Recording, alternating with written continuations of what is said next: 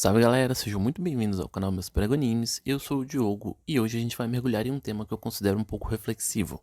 Eu vou tentar apresentar minha teoria do porquê que eu acho que a gente simpatiza tanto com os vilões de animes. Então vamos falar sobre empatia e essa complexidade dos personagens e como a obra nos fazem amar ou odiar esses personagens. Preparados? Então vamos lá. Antes de tudo, vamos entender um pouco da origem do termo vilão. Historicamente, o termo vem do latim villanos, que se referia aos camponeses ou moradores de vilas na Idade Média. Na literatura medieval, esses vilões eram frequentemente retratados como personagens de classe baixa, e com o tempo, a palavra evolui para descrever aqueles que se opunham aos heróis nas histórias, geralmente representando o mal. Essa transformação semântica refletia a crescente necessidade de antagonistas claros nas narrativas para contrastar com os heróis virtuosos. Acredito que uma das razões pelas quais simpatizamos com os vilões é a empatia que sentimos por eles. Diferente dos heróis tradicionais do shonen, que são sempre perseverantes e erguidos por um senso de justiça que é inabalável, vilões são apresentados como figuras falhas e humanas. Eles têm medos, desejos e muitas vezes motivações que são compreensíveis. Um exemplo bem simples disso é o Zeke Yeager de Attack on Titan. As suas motivações são complexas e de certa forma compreensíveis, mesmo que os seus métodos são questionáveis. A gente pode também pegar um diálogo que, se o YouTube não barrar, eu vou colocar aqui para vocês, que é um diálogo que rola entre o Meruem e o Netero. Você tá lutando comigo para defender a humanidade? Nesse caso, você precisa saber que as minhas ações são para beneficiar a humanidade. Por exemplo, na sociedade humana, as terras são divididas por fronteiras que marcam o território. Do lado direito da fronteira, crianças podem morrer de fome, enquanto na esquerda, uma escória de vagabundos tem tudo o que precisa. É uma loucura completa. Eu vou destruir essa loucura e criar um mundo justo, onde o conceito de desigualdade será completamente esquecido para sempre. Eu não nego que começarei usando o poder e o terror para alcançar o meu objetivo, mas apenas quando for absolutamente necessário e só para trazer a ordem. Escuta, eu aprendi para que o verdadeiro poder deve ser usado. Para proteger os fracos, que merecem viver. Esse é o seu propósito. E esse diálogo, eu não vejo ele como uma romantização dos vilões. Ele é mais uma visão de mundo que é diferente, que acaba muitas vezes com várias pessoas concordando com o que está sendo dito, né? De certa forma, quando a gente vai olhar para essa questão de moralidade, de ética, a gente olha para os pensamentos do Meruem e a gente concorda com ele. A gente fala, poxa, o cara tá usando os métodos errados, mas o propósito dele é um propósito bom, é um propósito que realmente traria resultados, né? Traria uma mudança. Então, isso nos convence, né, a talvez ficar divididos entre a trajetória do herói, o que o herói está buscando, a forma como ele está buscando e a trajetória do vilão, o que o vilão está buscando, né?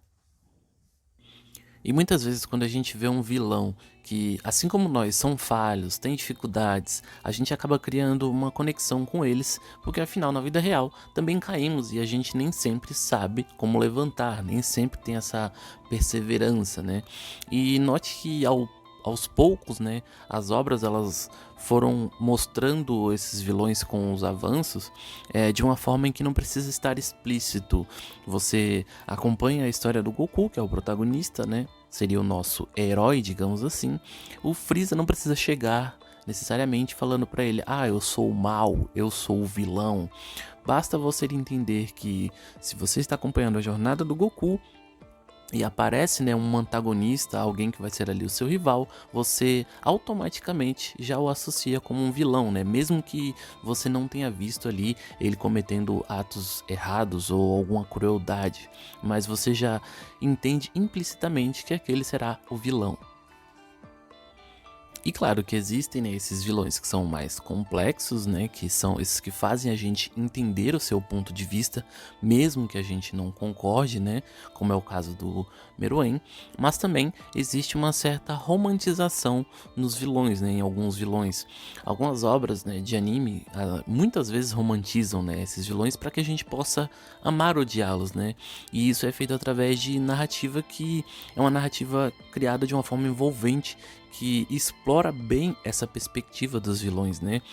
Um exemplo disso é Light Yagami, né, de Death Note. A gente acompanha sua jornada desde um estudante comum até se tornar o Kira, né? A gente vê as suas motivações, o seu raciocínio e por muitas vezes até concordamos ali com a sua visão de justiça, né? Até que a gente percebe a deturpação da sua ética, né?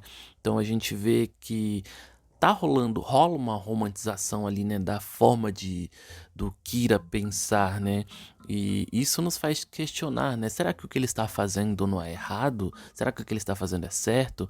Aos métodos que ele está utilizando, como que conseguiriam deter essas pessoas ruins que ele está conseguindo de uma forma que não fosse moralmente errada, né?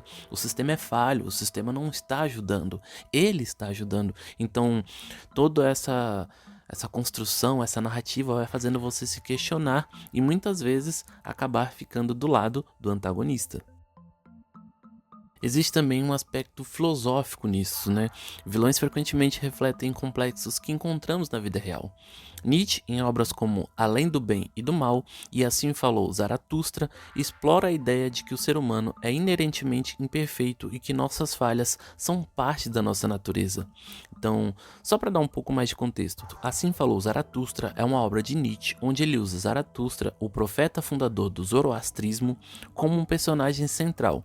Nietzsche escolheu Zaratustra porque ele foi um dos primeiros a introduzir uma ideia de moral dualista, a luta entre o bem e o mal.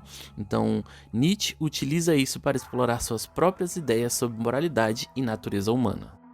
É necessário ter caos dentro de si para dar luz a uma estrela dançante.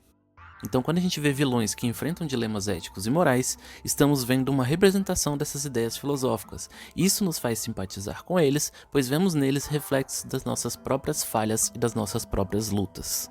Um exemplo interessante também que, assim, é uma interpretação minha, né, que eu vejo de como pode ser interpretado, também é o personagem de Death Note, Teru Mikami.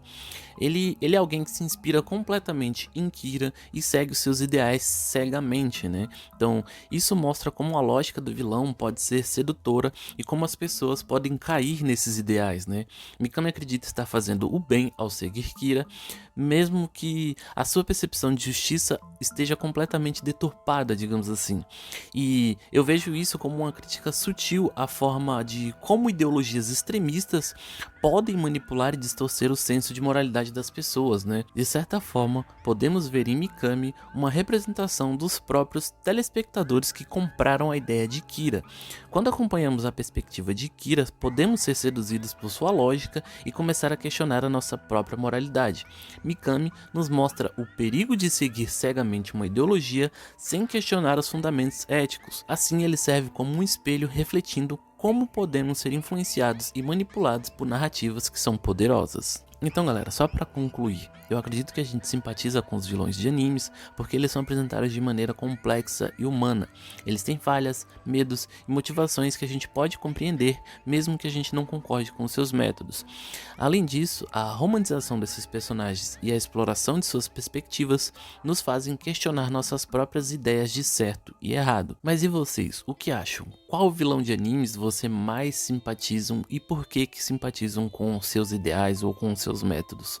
Deixa suas respostas aí no comentário e não esqueça de se inscrever no canal, deixar um like, ativar o sininho para não perder nenhuma atualização do meu Super Ego Animes. E é isso, muito obrigado por estarem aqui, vou indo nessa e até o próximo vídeo.